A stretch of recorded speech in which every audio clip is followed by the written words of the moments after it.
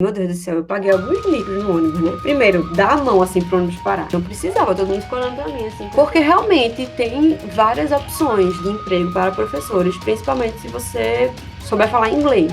Aprendi como professora muita coisa positiva do ensino no Japão e aprendi como professora a valorizar muita coisa aqui no Brasil, sabe?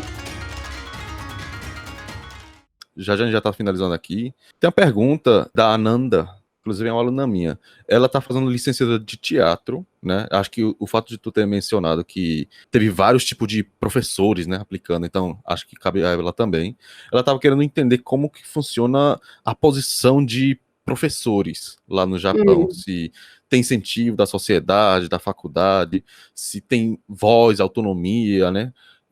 Como é o feedback dos alunos, você, no caso, deu, né, de fato, aulas lá, como é a reação deles para uma professora estrangeira, como é que é a posição mesmo como professora? Então, eu acho que eu tinha uma visão diferente dos professores do Japão antes de eu ir, que mudou um pouco quando eu estava lá.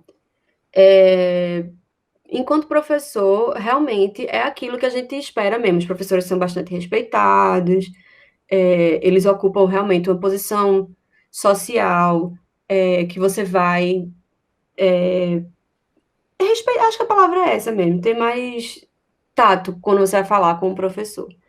Mas, ao mesmo tempo, eu percebi, quando eu cheguei lá, o quanto os professores têm que trabalhar muito no Japão. Muito, muito, muito, muito. Assim, é uma carga horária de trabalho que é excessiva. Mas não é só professor, são todos os tipos de trabalho no Japão que exige essa dedicação ao emprego muito Uhum. intensa, né?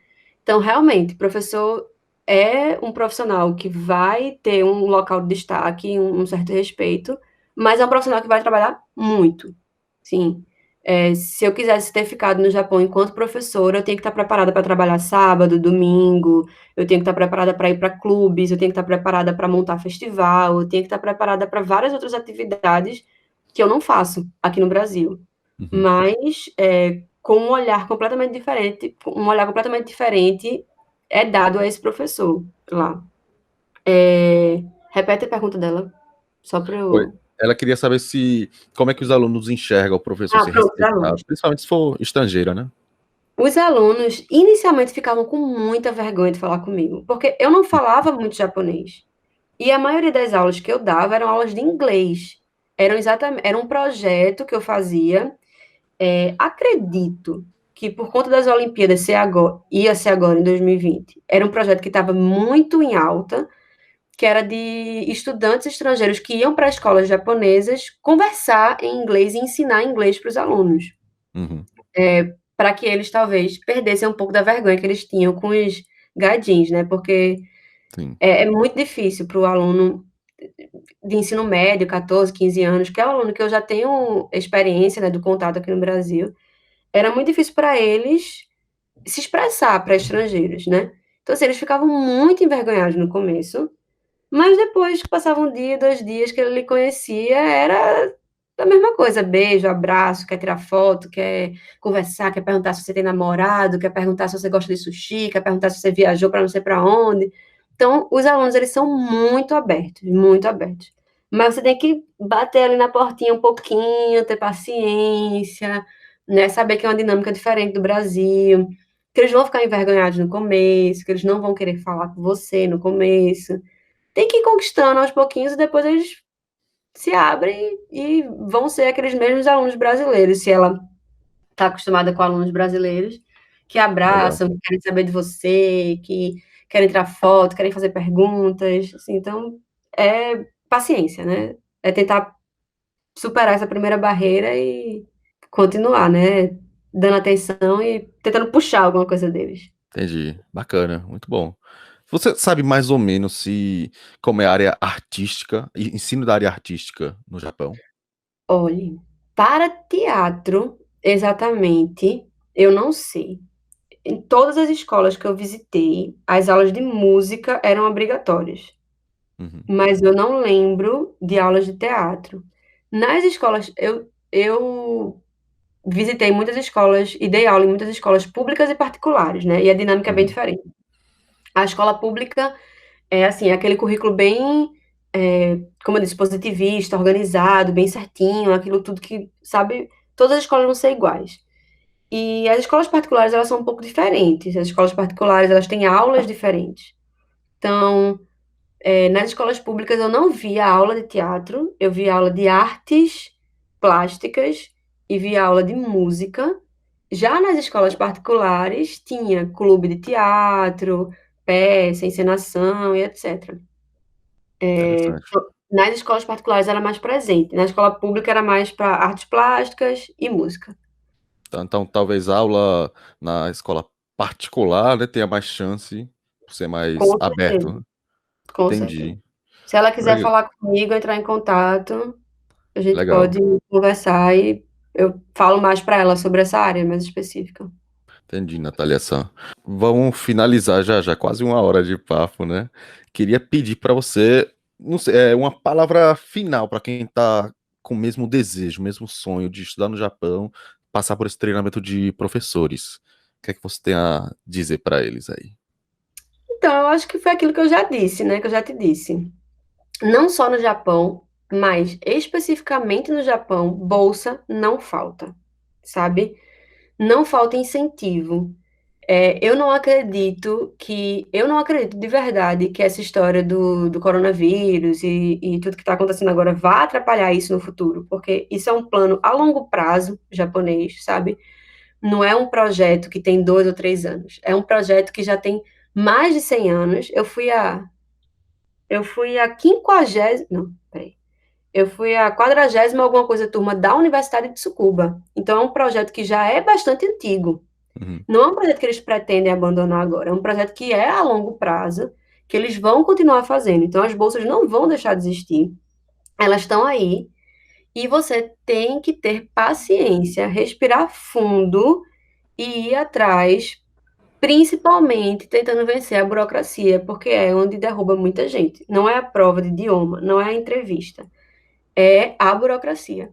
Então, eu diria, não só para o Japão, né? Para qualquer bolsa de qualquer lugar, mas especificamente para o Japão, que é um lugar que eu sei que tem muita bolsa e que incentiva muito que estudantes estrangeiros entrem no Japão. Pesquise, leia e não desista quando você achar que é uma coisa muito trabalhosa. Porque é nesse trabalho ali que você vai conseguir a sua bolsa, sabe? Eu te falei isso. Eu passei 18 meses no Japão, recebendo uma bolsa que era mais do que suficiente para me sustentar, para eu viajar, para eu comer em restaurante, enfim, para eu curtir mesmo o Japão, sabe? Eu conheci muito o Japão, eu viajei o Japão de norte a sul, às vezes meio que fugida da minha sensei, porque eu não podia fazer isso, mas o mínimo que eu podia fazer para conseguir essa bolsa era me dedicar à leitura dos formulários, era me dedicar a assistir vídeos, era me dedicar a falar com as pessoas que foram, e aí atrás, sabe, de tudo que eu estava precisando. Então, vai tirar o teu diploma de japonês, que isso vai ajudar muito. Se tu tiver um certificado, nem que seja o N5, o N4, isso já te ajuda muito, pô, já faz uma frente lá com o professor e dizer, ó, eu já falo alguma coisa de japonês, a minha adaptação vai ser muito mais fácil. Vai atrás disso, porque não é assim, ah, eu quero uma bolsa amanhã, então eu vou talvez fazer a prova de proficiência hoje. Não, é uma prova que tu tem que ter, ela tem que estar lá na tua gaveta, para quando a oportunidade chegar, tu dizer, eita, eu tenho, tá aqui É. Até a porque é uma minha, vez por ano, né? O JLPT. aqui no Brasil é só uma vez por ano, né? Isso. É mais complicado. Por isso mesmo, mais importante ainda, que você tem que ter aquela carta para quando você precisar. Então, eu diria isso, assim, não entrave na burocracia, não pare nas dificuldades, vá até o final, porque não é a prova, não é o projeto, não é a entrevista que vai lhe derrubar. O que derruba muito mais gente é a preguiça e a falta de, qual é a palavra que eu quero? Perseverança para ir atrás, sabe? Para Entendi. todas as bolsas, mas para o Japão especificamente. Que massa. Valeu, Natália San. Obrigado, né, por contar essa história. Quase uma hora. Acho que vai ajudar muita gente que tá com esse desejo de ir pro Japão. Obrigado mesmo.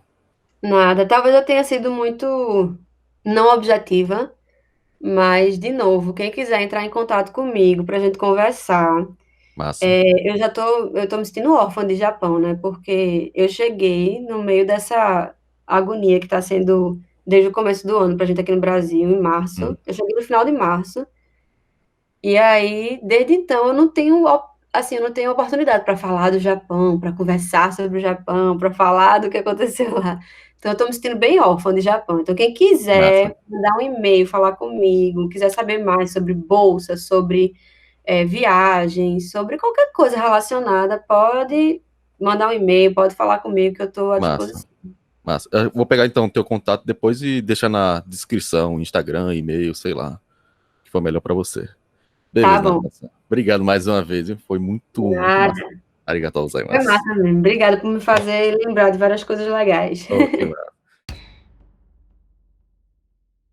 Você ainda tá aí? Bom, a entrevista acabou, mas como todo bom papo, na verdade, depois da entrevista, a gente conversou sobre mais uma coisinha, seria o nosso conteúdo bônus. Então, primeiro, queria parabenizar você por chegar até o final. Acho que são poucas pessoas que conseguiram se dedicar e assistir a entrevista até o final, né? Parabéns por isso. E a primeira coisa que eu queria falar é que tal a gente agradecer a Natália San. Ela topou fazer essa entrevista para ajudar os próximos bolsistas a passarem no edital do Bolsa de Estudo para o Japão, também a ter uma experiência melhor, um país com cultura totalmente diferente, né?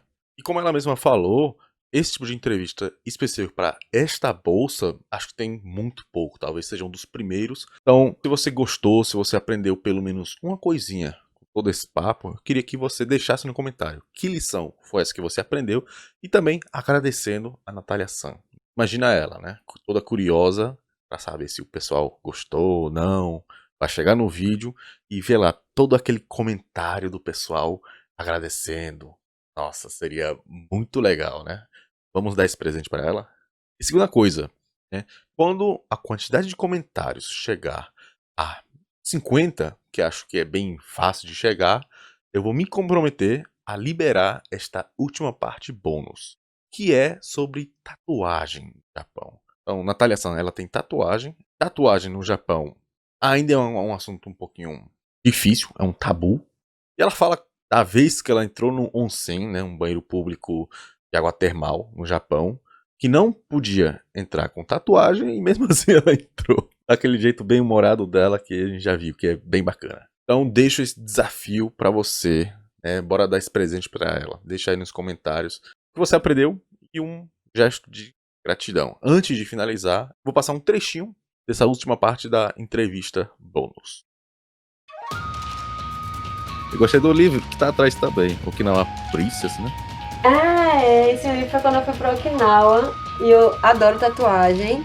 E aí eu tava estudando um pouco sobre a tatuagem de Okinawa, né? Tava adicionado lá. Interessante. Não sei se tu tem tatuagem. Teve alguma dificuldade por causa de tatuagem no Japão? Tu viu Ai, alguma amiga? isso é um assunto à parte, viu? Isso aí a gente Sério? pode passar mais umas 2 horas conversando. Eu tenho várias tatuagens.